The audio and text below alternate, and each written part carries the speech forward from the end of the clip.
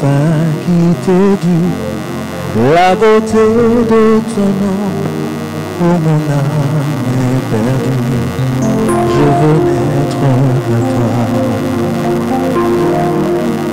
Jésus, je t'aime.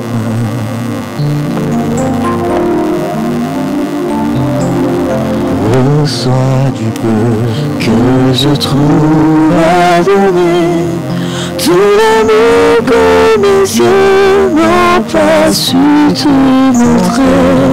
Je veux n'être qu'à toi. Jésus, je t'aime.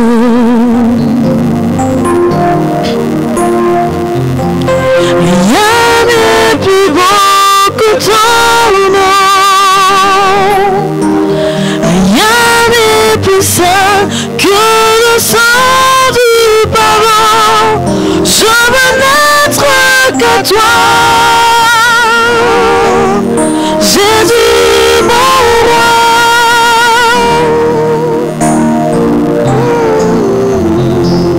Je ne veux que vouloir te louer, adorer ton Saint-Nom et ta fidélité.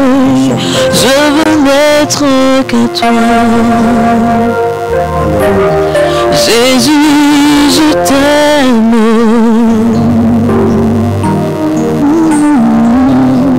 Je veux porter les pensées de mon cœur dans les cœurs de tes voix. Je veux n'être qu'à toi. Jésus, je t'aime.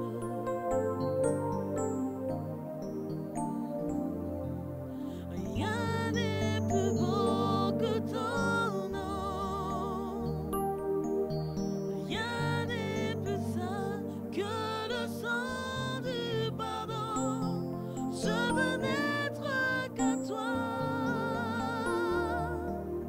Jésus, mon roi.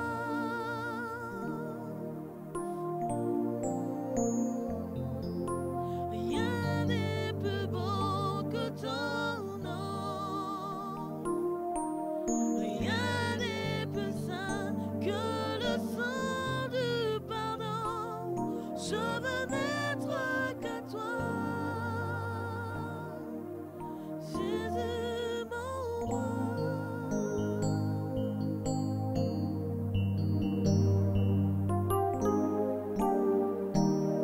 Tous ensemble, reçois. Reçois l'adoration. Tu es le roi de gloire. Notre victoire. Digne es-tu, Seigneur, Emmanuel. Reçois l'adoration.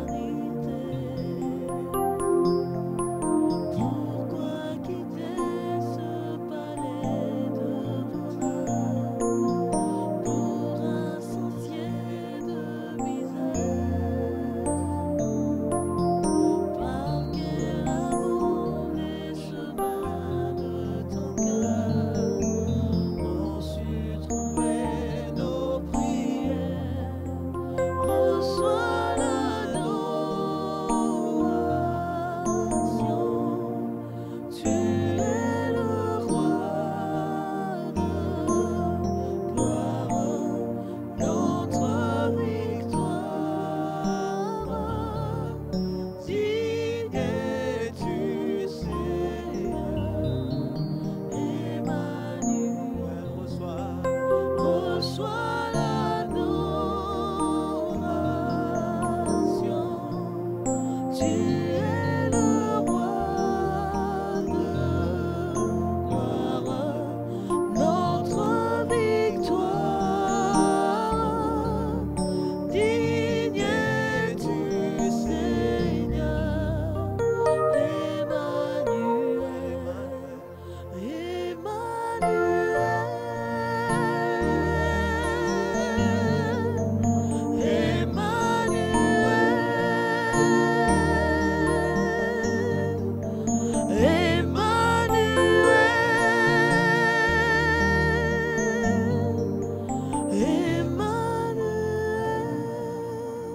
Il est pour nous Emmanuel, il est présent dans nos vies.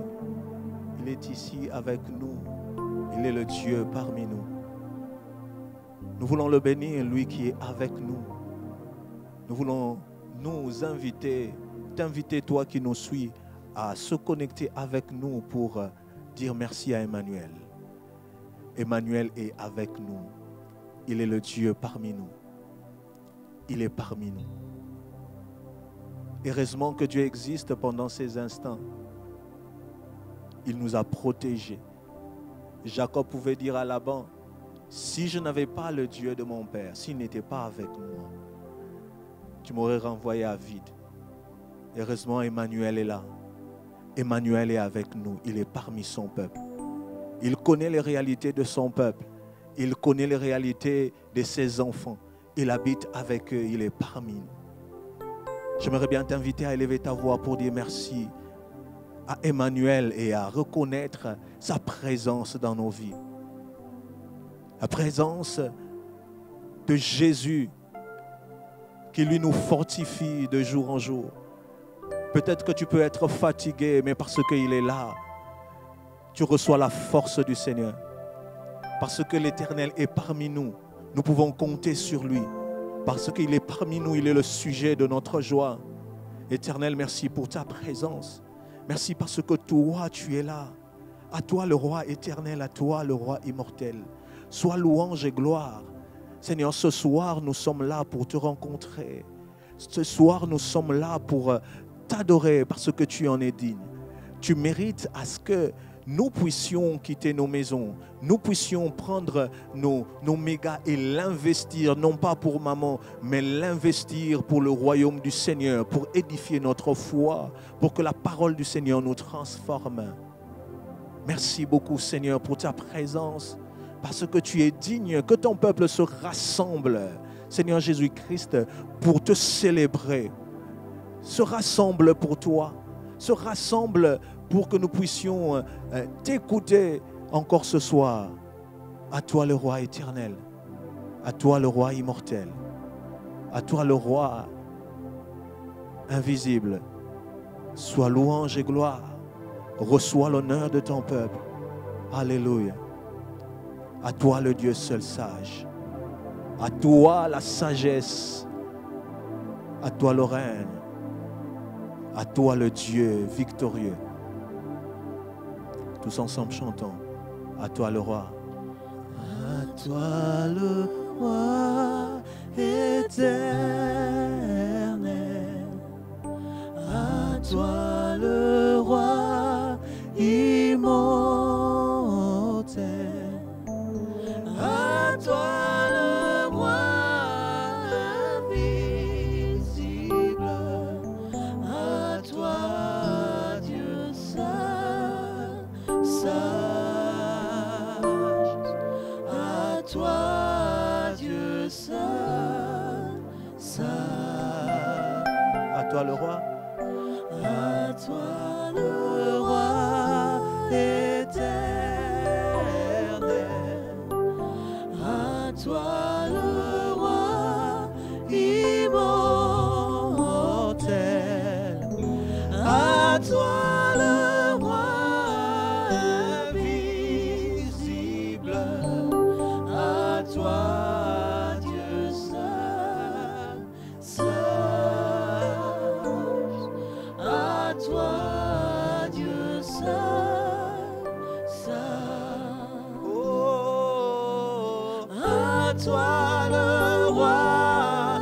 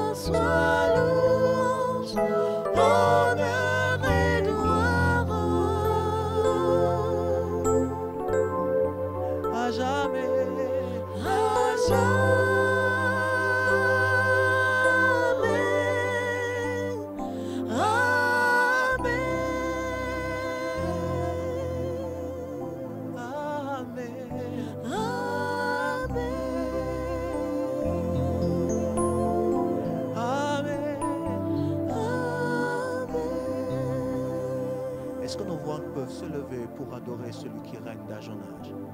Tu règnes d'âge en âge, éternel, à toi le roi éternel. Le roi qui n'a ni commencement ni fin. Celui qui est sur son trône malgré qu'il ait le déluge sur terre. Son trône n'est pas affecté. Son trône est différent. Ton trône est un trône éternel. Ton trône est un trône qui ne subit pas des modifications par rapport à la pandémie terrestre, par rapport aux problèmes de la terre. Toi, ton trône est stable. Ton trône est redoutable. Ton trône est un trône de paix. Ton trône est un trône de grâce. Éternel, ce soir encore, nous venons nous approcher devant ce trône de la grâce parce que nous avons conscience que nous avons un roi qui est bon sur le trône. Le juste juge, l'Éternel, notre Dieu, est bon. Il est bon pour tous ceux qui le craignent. L'Éternel, Dieu, notre Dieu, lui, il est différent des rois de la terre. Notre Dieu est notre force. Notre Dieu est notre assurance. Son trône est un trône de paix. Son trône est un trône stable. Voilà réellement pourquoi nous avons nos yeux fixés sur toi. Parce que nous savons que l'Éternel est sur son trône. Pendant qu'il est sur son trône, nous savons qu'il peut intervenir pour nous.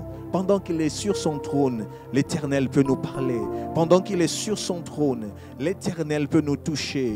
Pendant qu'il est sur son trône, il peut signer un décret pour nous.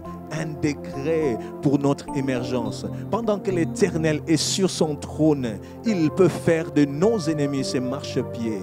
Pendant que l'Éternel est sur son trône, nos problèmes sont réglés, nos problèmes sont gérés par lui. Nous ne pouvons pas craindre, Éternel Dieu, tous les problèmes que nous avons sur la terre quand nous regardons un Dieu qui est sur son trône. Seigneur, voilà pourquoi David, lui, quand il avait constamment l'Éternel devant ses yeux, lui, il était rempli d'assurance. C'est notre cas ce soir. Nous voulons dire que nous sommes remplis d'assurance parce que notre Dieu est là. Parce que notre Dieu est notre sainteté, il nous sanctifie. Parce que notre Dieu est notre paix. Parce que notre Dieu est notre bannière qui montre que nous appartenons à lui. Et notre Dieu est toujours sur son trône. Il n'a pas démissionné et il nous fera du bien. Ce soir encore, Éternel, fais-nous du bien par ta parole. Ce soir encore, Éternel, fais à ton peuple qui s'est connecté du bien par la parole qui sera annoncée. Là où la parole est annoncée, l'Esprit entre en jeu pour accomplir la parole du Seigneur, car il est derrière sa parole pour l'accomplir. Que cela soit le cas de mon frère qui nous suivra ce soir, que le Saint-Esprit accomplisse cette parole qui va s'annoncer ce soir dans sa vie. Dans le nom puissant de Jésus, nous avons ainsi prié. Amen. Nous allons appeler Papa pour la prédication de ce soir.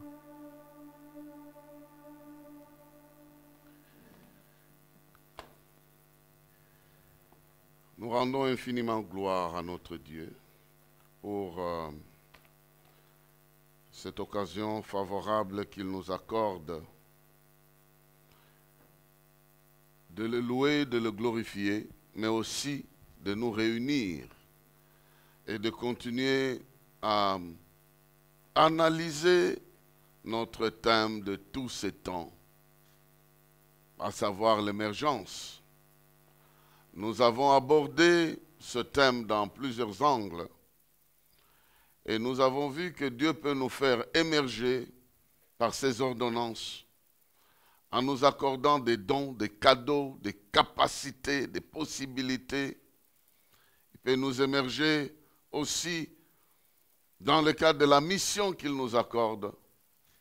Il y a donc plusieurs facettes que nous avons appris jusque-là dans le cadre de l'émergence. Nous pouvons aussi émerger par la foi lorsque nous lui faisons confiance. Aujourd'hui, nous allons parler des stratégies d'émergence. Qu'est-ce que nous devons faire si tout dépend de nous? Par où nous devons commencer pour nous lancer sur le chemin de l'émergence? Comment? Parce que Dieu peut nous avoir appelés, nous avoir confié la mission. Dieu peut nous avoir donner ceci, cela, mais nous ne savons pas par où commencer pour aller plus loin dans notre vie. Nous allons donc parler des stratégies de l'émergence. Et pour aujourd'hui, nous allons donc introduire en quelque sorte le sujet. Et nous verrons comment nous pouvons l'exploiter en long et en large un peu plus tard. Avoir l'intelligence pour l'émergence. C'est très important que vous soyez intelligent pour l'émergence. Pas intelligent simplement pour faire autre chose, mais intelligent aussi pour émerger. Nous avons quelques textes que nous voulons bien lire. Le premier est celui de 2 Rois, chapitre 7, versets 8 à 11. 2 Rois, chapitre 7, versets 8 à 11, nous dit ceci. Les lépreux, étant arrivés à l'entrée du camp, pénétrèrent dans une tente, mangèrent et burent, et en emportèrent de l'argent, de l'or et des vêtements qu'ils allèrent cacher. Ils revinrent, pénétrèrent dans une autre tente et en emportèrent des objets qu'ils allèrent cacher. Puis ils se dirent l'un à l'autre, nous n'agissons pas bien. Cette journée est une journée de bonnes nouvelles. Si nous gardons le silence et si nous attendons jusqu'à la lumière du matin, le châtiment nous atteindra. Venez maintenant et allons informer la maison du roi. Ils partirent et ils appelèrent les gardes de la porte de la ville, auxquels ils firent ce rapport. Nous sommes entrés dans le camp des Syriens, et voici, il n'y a personne. On n'y entend aucune voix d'homme, il n'y a que des chevaux attachés et des ânes attachés. Et les tentes comme elles étaient, les gardes de la porte crièrent et ils transmirent ce rapport à l'intérieur de la maison du roi. Voici un texte, nous l'avons pris au milieu, mais nous voulons que ce texte nous aide à comprendre, à avoir la notion des stratégies pour l'émergence. Le texte ici concerne 4 lépreux, 4 lépreux. Il faut dire que pour des hommes normaux, on peut croire que les gens qui sont acceptés dans une société puissent émerger. Mais ici, il y a des gens exclus de la société. Ils sont exclus. Les lépreux sont exclus de la société. Et comment un lépreux peut émerger tout en restant lépreux? Je ne sais pas, il y a des lépreux qui ont émergé parce que Jésus les a guéris, ils ont gagné la confiance des gens, ils sont retournés dans la société, ils ont commencé à travailler. Mais ici, c'est des gens qui sont exclus en plein dans leur situation de lèpre, mais qui émergent, qui ne peuvent pas être ignorés, dont le message ne peut pas être négligé. Je ne sais pas à quel niveau de la vie tu es, à quel niveau de la société tu peux avoir de l'influence, même si tu es un oublié de la société, même si tu es un exclu de la société, même si tu es un banni de la société, Dieu peut t'ouvrir le chemin pour émerger et l'émergence aussi peut être un des chapitres dans ta vie. Ces gens, quand vous lisez le texte au départ, parce que nous avons commencé au verset 7, si vous commencez plutôt nous avons commencé au verset 8. Si vous commencez au premier verset, vous allez apprendre que Élisée avait fait une déclaration prophétique en proclamant le changement du prix de la nourriture le jour suivant. Et on dit 4 lépreux étaient à la porte parce qu'ils ne savaient pas entrer dans la ville. Ils étaient exclus de la ville. À cause de leur maladie, ils n'étaient pas en quarantaine, ils étaient exclus. En quarantaine, cela veut dire que tu observes un certain nombre de jours, après on te retourne. Mais ces gens ici, exclus de la société, ils vivaient dehors. En d'autres termes, ils regardaient la vie s'est passée dans la ville. Et eux suivaient la vie de la ville à partir de la porte, exclus. Ils ne pouvaient pas entrer dans la ville, ils dormaient dehors.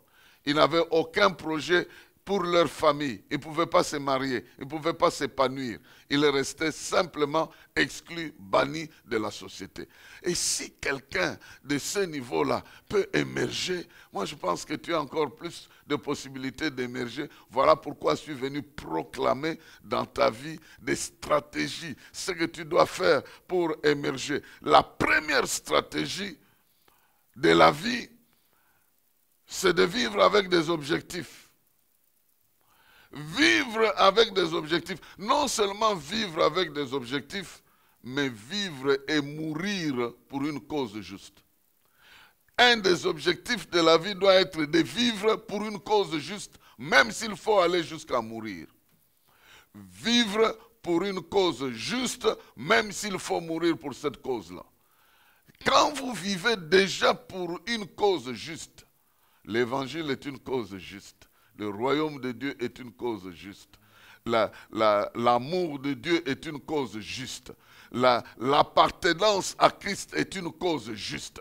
Parce qu'il a dit, si vous avez honte de me confesser devant les hommes, moi aussi j'aurai honte de vous confesser devant mon Père et devant les anges. Ici, nous parlons d'une décision que ces gens-là avaient. Ils devaient prendre une décision. Ils sont exclus de la société. Et ils ont entendu l'homme de Dieu déclarer, demain, il y aura changement de prix ici. On va payer la farine à autant et on va payer la viande à autant.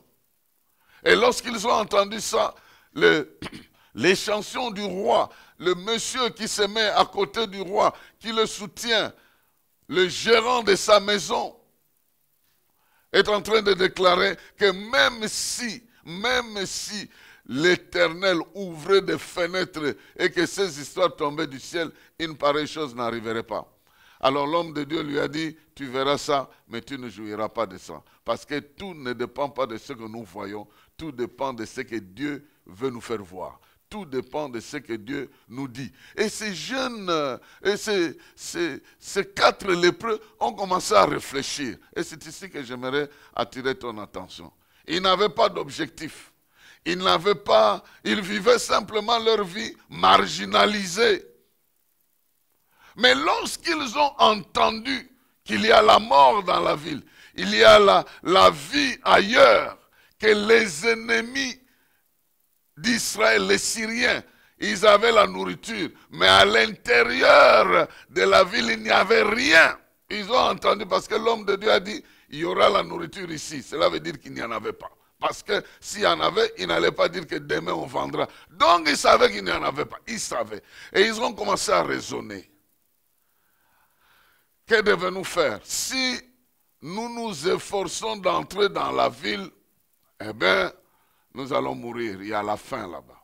Si nous allons chez les Syriens, ils vont nous tuer. Ils vont nous tuer.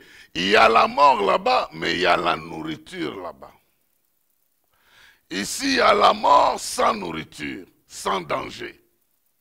Là-bas, il y a la mort, il y a la nourriture et un danger de mort. On fait quoi? On va là où on peut vivre, même si la mort peut nous attraper, on y va. Ils ont forgé un objectif. Ils ont commencé à vivre cet objectif-là. Ils se sont déterminés de ne pas mourir affamés, de ne pas mourir là où il y avait la faim, d'aller vivre là où il y avait la nourriture, même si c'était un danger. Bien-aimés dans le Seigneur, ne peuvent aller plus loin que ceux-là qui se fixent des objectifs et s'engagent à réaliser ces objectifs-là, quoi qu'il arrive dans leur vie. Quoi qu'il arrive. Si David est devenu fameux, où il a émergé, c'est parce qu'il s'est fixé l'objectif. Je ne peux pas accepter qu'une personne incirconcise insulte mon Dieu en public. Une telle personne, je dois l'affronter. Je ne dois jamais laisser n'importe qui déshonorer mon Dieu. Dans ma vie, je ne tolérerai pas. Et sa stratégie, c'est de démontrer à tous ceux qui s'opposent à Dieu que Dieu est plus grand que eux. Il avait cet objectif il s'est lancé. Tous les militaires étaient là. Ils pouvaient laisser ces messieurs-là continuer à insulter Dieu. Mais David ne savait pas accepter de continuer à entendre qu'on insulte son Dieu. Il fallait mettre fin à ça.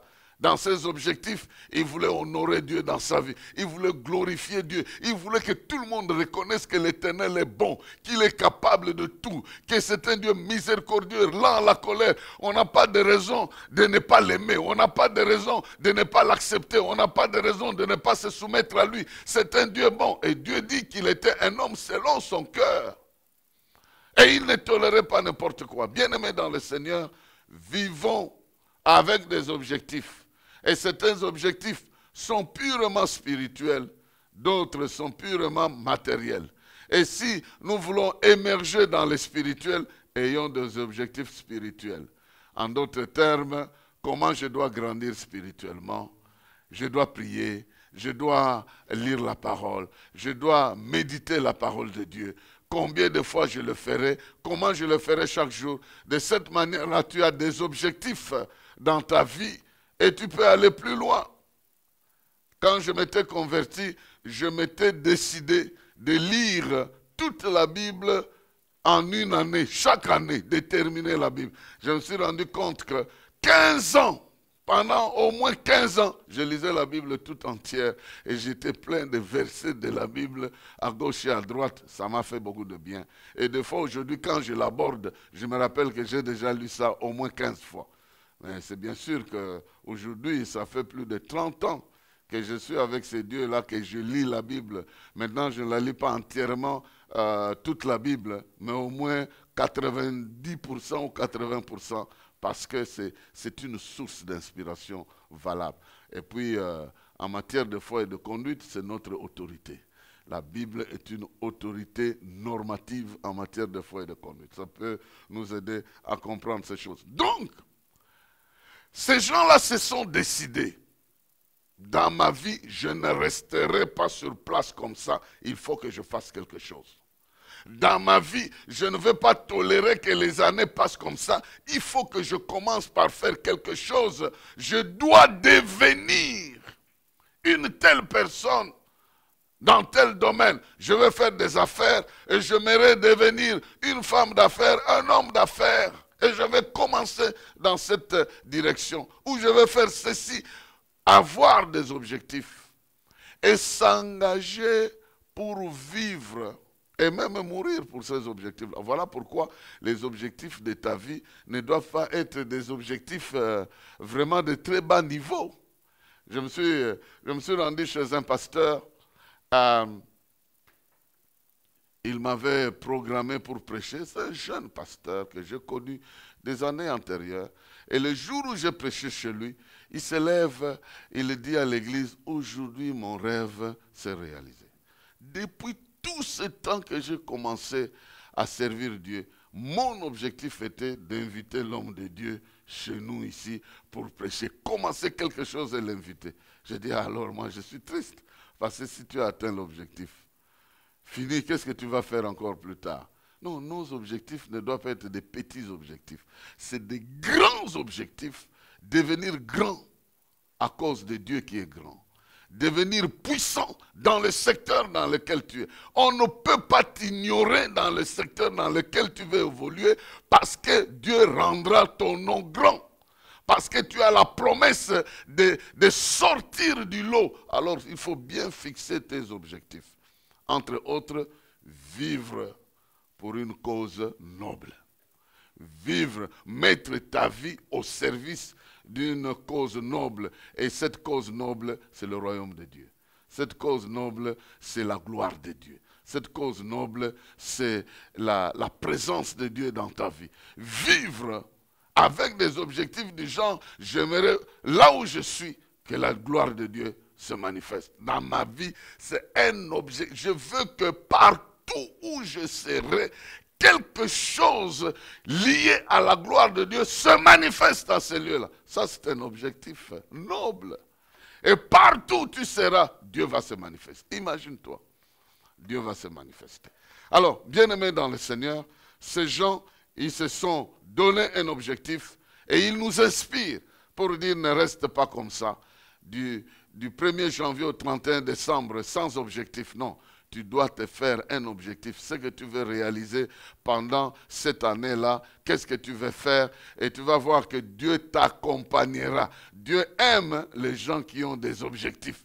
Quand tu as un objectif, tu vas mettre ta force, tu vas mettre ton intelligence, tu vas mettre tes désirs derrière ces objectifs-là afin de les réaliser. Donc tu auras une cause pour laquelle tu vas te battre. S'il n'y a pas de cause, tu ne te battras pas et rien n'arrivera.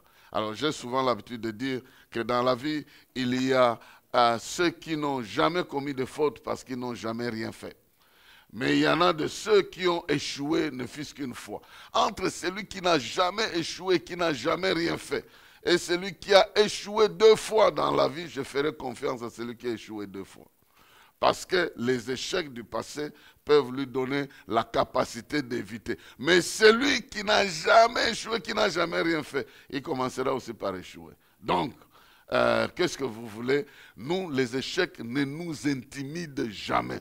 Nous sommes parmi ceux-là, on peut se moquer de toi. Tu parles un mauvais français, mais tu le parles. Tu parles un mauvais anglais, mais si c'est pour les affaires, tu parles ce mauvais anglais. Il faut voir les mamans qui vont dans des milieux des affaires là où on ne parle pas la langue de chez eux. Elles se battent avec le mauvais anglais là. Elles font des affaires et toi tu es là en train de justifier la grammaire, les orthographes dans la pauvreté, dans la nullité la plus abjecte. Alors qu'elle est en train de foncer. Bien-aimé, n'ayez pas peur de vos échecs, ayez des objectifs. Ça peut te bloquer, mais au fur et à mesure que tu avances, il y a un Dieu qui marchera avec toi. Parce qu'il dit, fais de l'Éternel tes délices et il te donnera ce que ton cœur désire. Les objectifs de ton cœur peuvent devenir une réalité dans ta vie. Deuxième texte, Matthieu chapitre 25. Matthieu chapitre 25, versets 19 à 29. Matthieu 25, 19 à 29, on nous dit ceci. Longtemps après, le maître de ses serviteurs revint et il leur fit rendre compte. Celui qui avait reçu les 5 talents s'approcha en apportant 5 autres talents. Et il dit, Seigneur, tu m'as remis 5 talents, voici j'en ai gagné 5 autres. Son maître lui dit, c'est bien, bon et fidèle serviteur, tu as été fidèle en peu de choses, je te confierai beaucoup.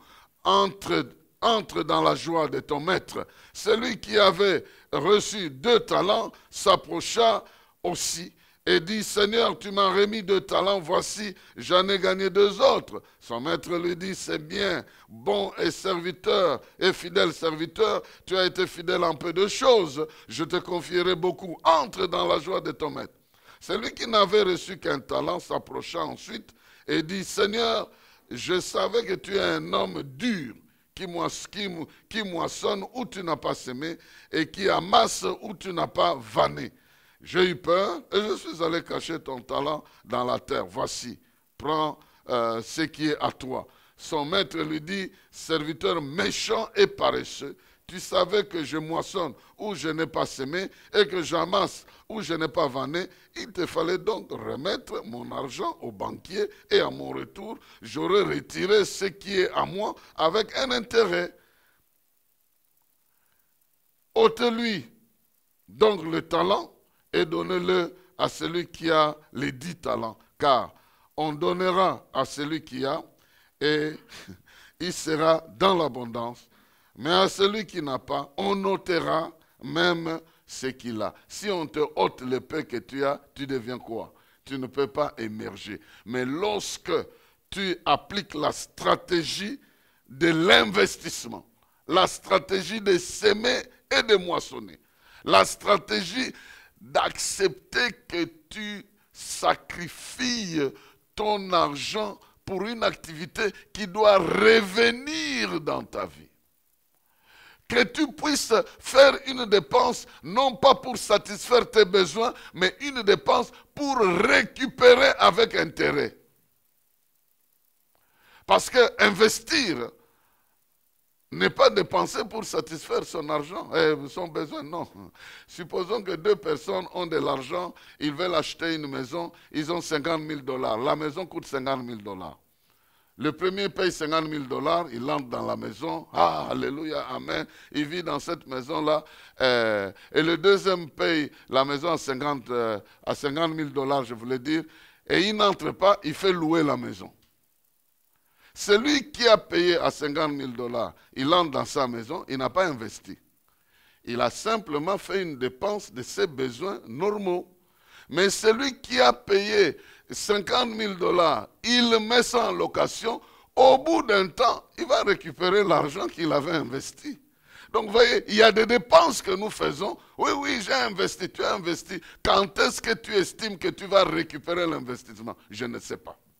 Bien-aimés dans le Seigneur, nous allons parler de l'intelligence, de l'émergence ou de l'investissement, peut-être dans les jours qui viennent. Mais nous avons besoin de comprendre que l'investissement répond à la loi de la semence et de la moisson.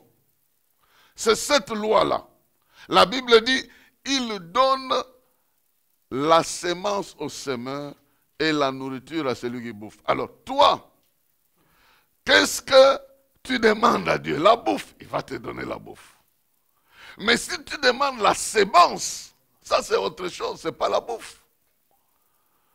C'est de l'argent que tu mets dans une activité en te disant au bout de 2 mois, 3 mois, 5 mois, 1 année, 2 ans, j'aurai cet argent, ça va me retourner, peut-être avec intérêt. Là, tu as semé, tu vas moissonner. Et dans ce cas-là, tu sèmes peu, eh bien, tu moissonneras peu. Mais si tu sèmes quand même, tu vas moissonner. Mais si tu ne sèmes pas, tu ne moissonneras pas. C'est très important que nous puissions comprendre. Des fois, nous prions pour que Dieu puisse nous élever, mais nous n'appliquons pas certains principes qui sont importants pour que Dieu nous accompagne dans cette affaire. Voici ce monsieur, il avait un talent, l'équivalent d'environ 60 ou 600 000 $, si nous pouvons convertir ça. Ce n'est pas peu de choses. Parce qu'un talent, c'était beaucoup d'argent. Un talent, c'était beaucoup d'argent. Il a pris ça, c'était, si je ne m'abuse pas, peut-être l'équivalent de 100 ou de 200 ou de 300 000 $. Ce n'était pas peu d'argent. Et il a pris ça, il a enfoui ça dans la terre par peur. Nous allons revenir à ça après. Donc, la deuxième stratégie, décide-toi d'investir, de s'aimer avec l'intention de moissonner. Ce n'est pas un péché. Ce n'est pas un péché de faire des affaires. La Bible dit que si tu prêtes à ton frère, ne demande pas l'intérêt.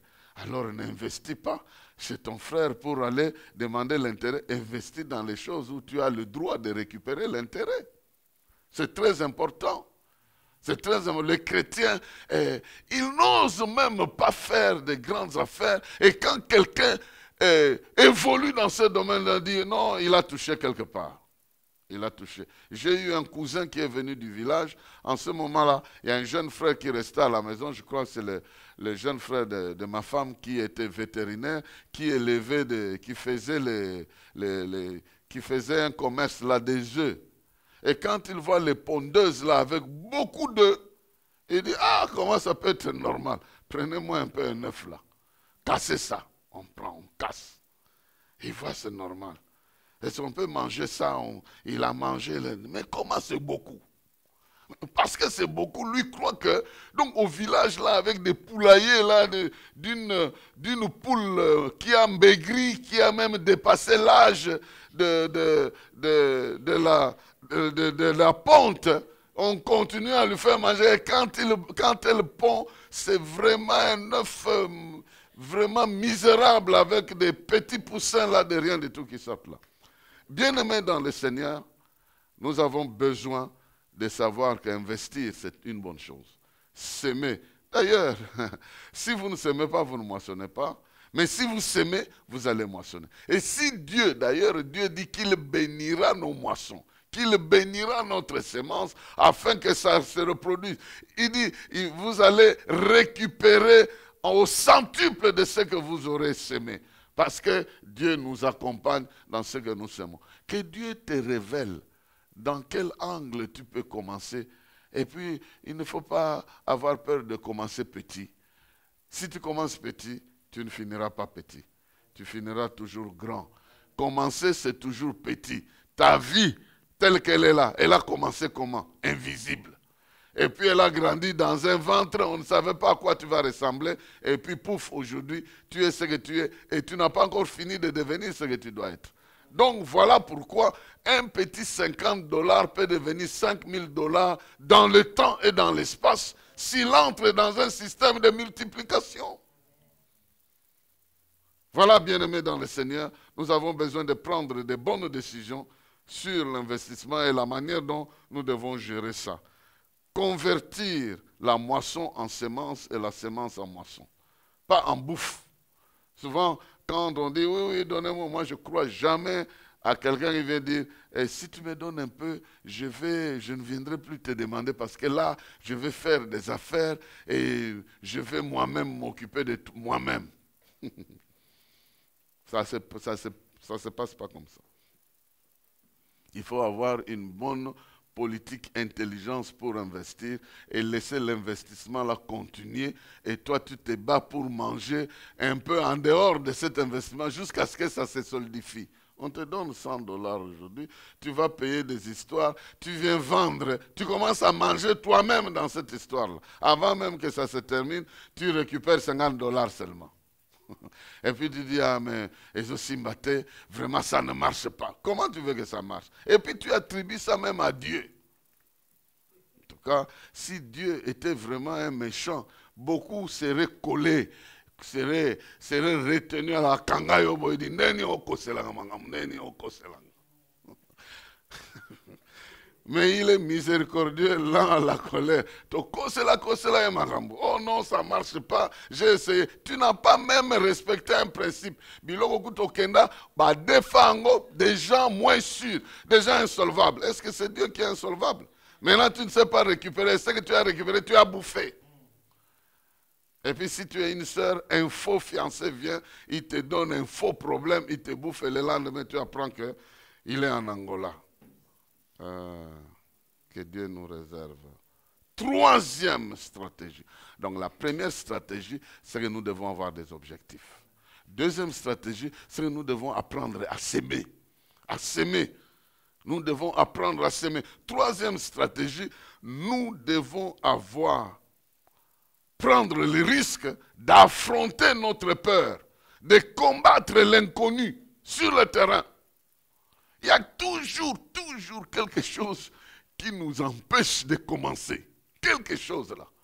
La chose là, peut-être que j'ai constaté que mes collègues qui ont étudié le commerce, ils ont du mal pour commencer le commerce. Parce qu'ils ont toute la science de commerce dans la tête. Mais il y a des gens qui ne connaissent rien du tout de tout ça. Ils se lancent dans l'ignorance et puis ils sont en train de progresser. Les intellectuels toujours en train de dire, oui, mais ce capital-là, dans la conjoncture actuelle, est-ce que ça va donner... La Bible dit, Luc chapitre 11, versets 21 à 23, Luc 11, 21 à 23, lorsqu'un homme fort et bien armé garde sa maison, ce qu'il possède est en sûreté.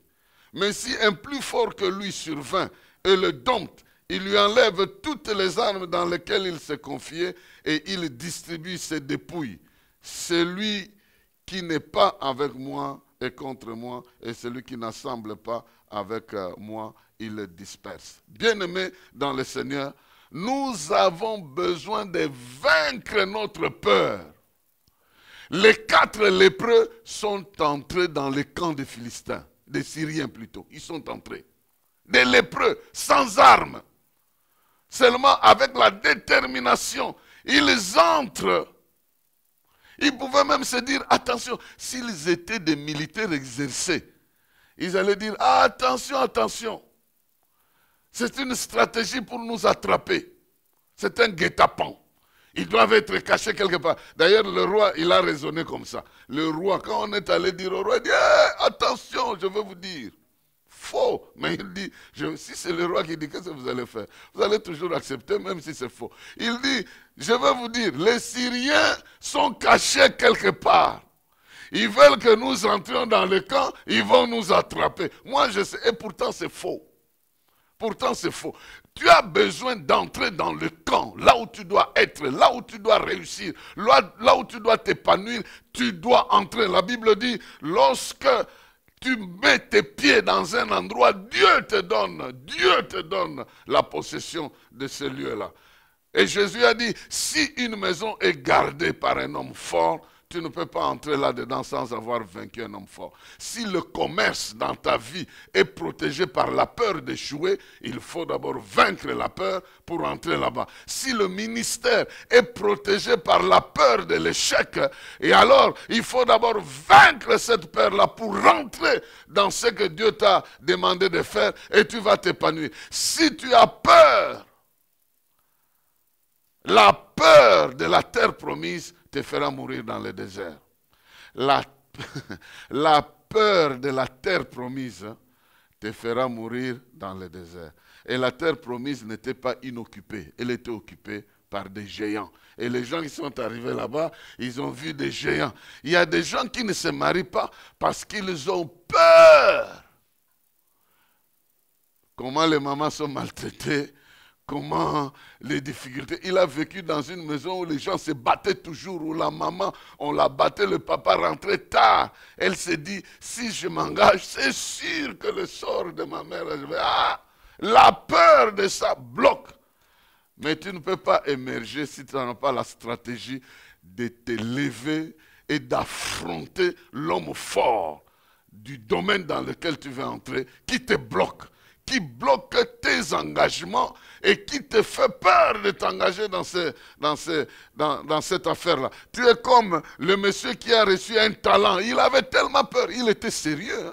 Ne pensez pas qu'il n'était pas sérieux. Il était sérieux. Il imagine Esaga 1. Parce qu'il a eu 5. Il peut mettre 2, 3 échouent. Mais quand même 2 autres réussissent. Lui n'en a qu'un. Bien sûr que le montant c'était grand. Mais il se dit, si je perds ça, le monsieur là, ah non, il va m'obliger de payer ça autrement. Je préfère demander à la terre de me garder ça.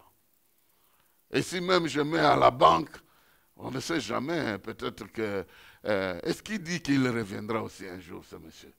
Bien aimé dans le Seigneur, il y a dans le domaine de l'épanouissement, dans le domaine de l'émergence, il y a comme des limites. Dans certaines familles, personne ne peut percer ça. Dans certaines vies, personne. Quand vous atteignez ce niveau-là, vous commencez à avoir peur de la mort. Vous atteignez une voiture, vous commencez à avoir peur. Vous dites, ce qui n'a pas voiture, j'ai vu un bar là, vers Massina, on a écrit le nom de ce bar, Lugubumanga Pamba. Lukubumanga Pamba. Donc en réalité, il n'y a rien. Il n'y a rien dedans. Lugubumanga Pamba.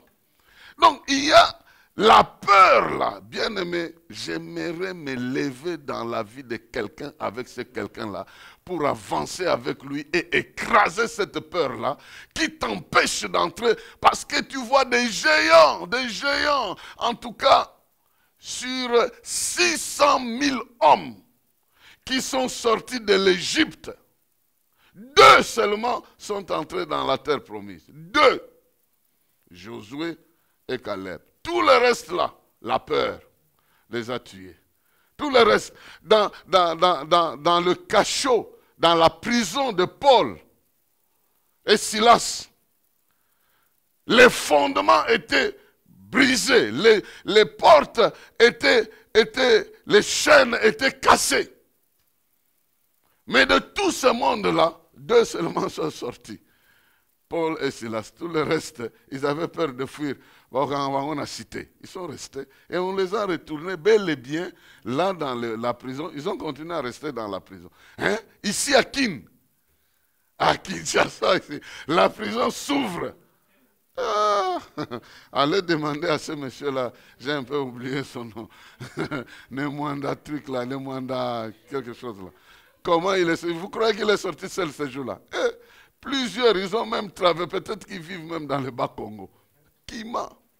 Alors, c'est très important, bien aimé, de comprendre que lorsque vous combattez, pour émerger, vous devez avoir le courage d'affronter l'esprit là qui vous empêche Il y en a même qui veulent, Dieu veut les propulser dans la vie de prière. Il prie, il arrive à un niveau, il dit, ah, je sens comme si... Il y a quelqu'un qui m'a dit, quand j'arrive à un niveau, je sens comme si quelque chose veut se passer, j'arrête. Et pourtant, c'est à ce niveau que Dieu veut te faire entrer dans sa gloire. Parce que c'est un environnement différent. Ta chair n'est pas habituée. C'est comme tu catteras et on te cattera comme ça. Tu n'entreras pas dans la gloire de Dieu. Et dernière stratégie, la dernière stratégie, il faut affecter la société, non pas seulement avec les biens qu'on aura produits, mais avec la bonne nouvelle qui accompagne ce bien-là. Ceci est très important comme stratégie. Affecter la société avec les bonnes nouvelles, avec la bonne nouvelle qui accompagne les choses. C'est lépreux là, dont nous avons lu l'histoire dans deux rois. Ils ont dit, aujourd'hui ce n'est pas simplement une journée où Dieu nous fait faveur, mais c'est une journée de la bonne nouvelle. Ils ne sont pas seulement revenus avec de l'or, de l'argent et la nourriture, non. Ils sont venus avec l'information aussi. Ils sont venus avec l'information disant, là-bas, il y a à manger à boire. Supposons qu'ils étaient quelques-uns comme des Quinois ici. Le lendemain, vous les voyez encore sortir. Ils ne diront à personne jusqu'à ce qu'ils vont épuiser le camp. À qui ici, il y a des gens. Ils ont découvert, non. Très tôt, pas comment on découvre. Il annonce l'égoïsme, le niveau de l'égoïsme qu'il y a ici. Simplement parce qu'il y a aussi d'autres qui imitent sans contrôle. Dès que tu commences une petite affaire ici, dès que tu commences à avancer, lui aussi va prendre la même chose, même si, à cause de cet esprit de compétition-là, nous n'allons pas quelque part. Mais la Bible dit qu'ils sont venus avec la bonne nouvelle. Tous ceux qui ont réussi dans le domaine des affaires, Dieu aime utiliser leur réussite comme un témoignage, afin qu'ils deviennent des modèles d'émergence. Ils deviennent des modèles d'émergence et les gens peuvent imiter leurs actions pour émerger aussi comme eux ont émergé. Bien-aimés, sachons que notre émergence ne dépendra pas simplement des biens que nous allons investir dans la société. Si le témoignage de ces biens-là n'est pas bon, nous n'allons pas émerger. Parce que les biens mal acquis ne profitent pas. Donc nous devons faire de sorte que notre émergence, dans la manière dont nous travaillons, nous ayons un bon témoignage qui accompagne notre réussite. Ne réussissons pas simplement pour l'intérêt de réussir, réussissons de sorte que le témoignage qui accompagne la réussite crée des disciples que nous pouvons entraîner pour qu'ils deviennent aussi comme nous. Que Dieu vous bénisse et que Dieu bénisse sa parole en vous. Nous allons entrer dans les détails. C'est sûr que nous allons trouver une procédure d'une série d'enseignements pour que nous entrons dans certains détails de ce thème ici. Nous allons vous le faire connaître. Alors, je lis le dernier texte.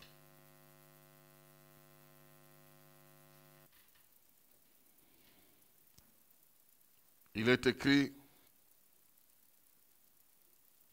j'ai déjà lu ça, mais il est écrit, c'est lui qui avait reçu les 5 talents s'approcha en apportant 5 autres talents. Et il dit, Seigneur, tu m'as donné 5 talents et voici j'en ai gagné 5 autres et son maître l'a félicité pour dire, bon, c'est bien, bon et fidèle serviteur. Tu as émergé avec 5 talents, tu en as reçu 10. On va te confier encore de grandes choses. Il a même récupéré les affaires du trouillard, là, de celui qui avait la trouille, de la peur, là, celui qui avait peur. Là. On a récupéré ses affaires. Il ne faut pas être parmi ceux qui perdent les affaires à côté des autres qui progressent parce que vous n'appliquez pas le principe. Mais il faut être ceux qui accumulent parce que Dieu vous bénit et il veut que vous soyez le modèle de ceux qui réussissent. J'ai déjà commencé à prier pour que dans mon pays, il y ait l'exemple des chrétiens millionnaires, multimillionnaires, milliardaires, multimilliardaires, qui peuvent devenir des modèles et les gens vont voir que celui-là, il n'est pas allé dormir dans une tombe de je ne sais pas qui n'a même pas eu les millions en question pour devenir millionnaire. Il n'a jamais utilisé le sang de n'importe qui, mais Jésus l'a béni et parce qu'il a observé le principe, et tout le principe, il est devenu ce qu'il est devenu. Je suis sûr que notre génération ici ne passera pas sans qu'il y ait ce genre de personnes. Que Dieu vous bénisse et qu'il continue à vous instruire sur le chemin de l'émergence. Au nom de Jésus. Amen. Amen. Est-ce que nous pouvons acclamer le Seigneur? Acclame bien là où tu es. Alléluia. Que Dieu nous bénisse parce que nous avons écouté cette parole. Quelqu'un m'a dit ici une fois qu'il était peut-être temps pour nous de faire des masterclass avec papa. Ça, c'est des sujets de masterclass en business. Pour ceux-là qui veulent bien, nous allons réfléchir. Lui-même, il a dit que nous allons réfléchir comment approfondir ces notions. Amen. Alléluia. Et j'ai un texte pour vous ce soir, Ésaïe 44, verset 8. Pour toute personne qui a peur, l'Éternel vous dit, n'ayez pas peur. Et ne tremblez pas. Nous sommes sur Ésaïe 44, verset 8. N'ayez pas peur et ne tremblez pas. Ne te l'ai-je pas dès longtemps annoncé et déclaré? Vous êtes mes témoins. Y a-t-il un autre Dieu que moi? Il n'y a pas d'autre rocher. Je n'en connais point. Ne tremble pas, l'Éternel est avec toi. Amen. Donc prie pour ta peur, pour que Dieu te fasse du bien, qui te fasse émerger. Et normalement, cette parole était pour moi aussi, qui vous parle ici devant. Nous avons fini, nous voulons rappeler notre programme. Vous nous avez appelés pour savoir si nous ne commencerons pas.